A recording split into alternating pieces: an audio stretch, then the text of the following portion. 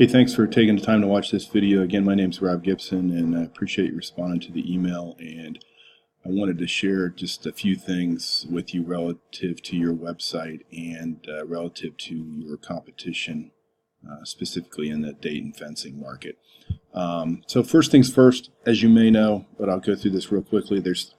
Here's a popular search term or keyword phrase for search or fencing in Dayton. So it's fencing Dayton, Ohio, and there's three aspects of this search result screen in Google. At the top, but not in this case, and at the bottom are these Google ads or AdWords. Companies pay Google per click. So if I click on this, Dalton Fence will get charged, I don't know, a few dollars up to $20, $25, depending on the time, the market, the competition. For me to click on that, it doesn't guarantee them a phone call, doesn't guarantee them a job. Just guarantees that I'll visit their website. And so companies pay for those ads, and oftentimes you'll see those ads at the top here. The second aspect is the Map 3-pack.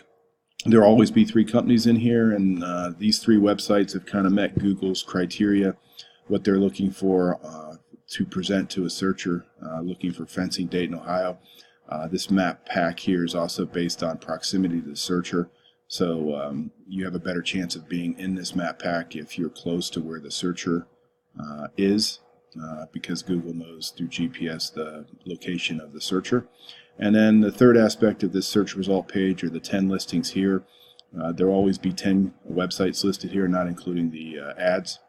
And again, these are websites that Google feels most represent or are authoritative relative to the user search term, in this case fencing Ohio. So you want to ideally appear here and here at the top. They're not mutually exclusive, meaning you can appear in both. So the first thing I wanted to point out about your website, well, the first thing I noticed is you use this company, I assume, for the website design and the website SEO. But I thought you should know a couple things, at least in my experience, that might further help your website perform. Is the number one thing is content. And I'm comparing your website to Dalton's here. And so from a content standpoint, you beat Dalton. I don't know if you beat every competitor in the Dayton market for fencing, but you ideally want to have 1,000 or 2,000 words on your homepage. And then on these service pages, you'd want to have at least 500 words on the service page. And the reason is Google reads your website like a human, and they need to understand it does look like you have a fair amount of content on these service pages. But Google reads your content and tries to determine what your website's about and what they can show your website for. And so one of the key ways to do that is to put authoritative content, both quantity and quality, that beats your competitors. So you'll want to improve your content, and it also obviously helps you show up for the keywords that you want to show up for example, fencing Dayton, Ohio. So that's the first thing. They also read these photos, by the way, and if I right click this and do a save as, so Google can't look at the photo, but they can read the title of the photo and some metadata behind the photo, and you want to name these photos consistent with the keywords you want to rank for, and in this case this photo is named Home 2. That doesn't tell Google much about the photo, and it doesn't tell Google much about what you want to rank for in terms of keywords. And so that's another aspect of content. It's just not the words on the page, it's also the photos. The second thing is, here's an SEO tool, or a tool that helps me kind of see behind the scenes on how the websites are doing from a metric standpoint. And I wanted to talk about backlinks. So these are links from other websites to your website. And so you have 131 of those, and in this case, Dalton has only 35. It's not purely a quantity competition, it's also a quality competition. You want the websites that link to your website to have credibility and authority with Google, and you also want them to be relative to your product and services. So if you had other fencing companies linked to your website, or you had construction, home and garden websites, for example, versus, I don't know, say a towing company, linking to your website, that wouldn't be relevant. So again, it's not necessarily a quantity game, but it's quality.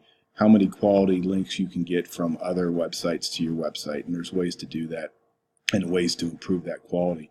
The other thing is organic keywords. These are the keywords or the search phrases that you're ranking for. You're ranking for 128. And if we click here, we can see what those are a subset of what those 128 are. And you certainly rank number one for your brand name, which every company should. And then here are some popular search terms for fence, and you can see you rank number 11, number 13, fence installation number 14. So there's obviously room for improvement there. And if we look at Dalton, it says Bellbrook here at the top, but you can see this is Dalton's website. If we look at the keywords, and they're only ranking for 28, but you can see they're outperforming you on the keywords, if you will. Fence installation, fencing, fence companies, they're number one there, and number 5 and number 6. They're always going to be number one for their brand. But in any event, your content on your website and your backlinks will help you. And for example, when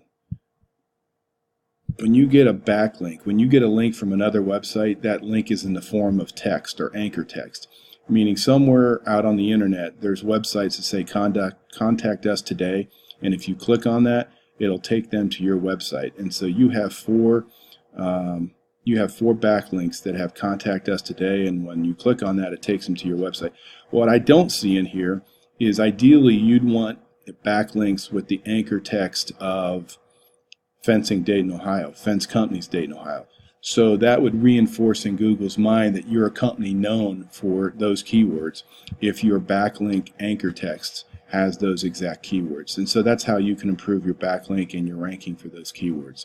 The third thing, real quickly, are directory listings or citations. These are directories like Yellow Pages, White Pages, even Yelp, Facebook, Home Advisor, Angie's List. You don't have to pay Home Advisor and Angie's List to get a listing on the website. But these are business directories, if you will, across the internet that list businesses. And you can see you have 25, and a few of your competitors have a few more. And so you'd want to improve the number of citations or directory listings that your name, address, and phone number is in, and that just gives you more of a brand recognition that Google recognizes you versus your competitors. So in summary, improved content or added content would help. The backlinks with the appropriate anchor text would help, and then additional local citations. It looks like you're paying somebody or have paid somebody to do SEO. And the one last thing I'd say that I mentioned is it is good. You have a page for each one of these locations. I think these pages can be improved in terms of how they're structured. But one recommendation, if you want to rank in these cities that are outside of where you're located, I'll pick, you'd want to have one of these. You'd want a page for every one of these locations, which you do. But I think you could improve these pages as well to help rank in locations outside of your immediate proximity. But in any event, so it's contact, backlinks, and local citations. If you have any questions, again, my name's Rob Gibson, and I appreciate you taking the time to watch this video. Thank you.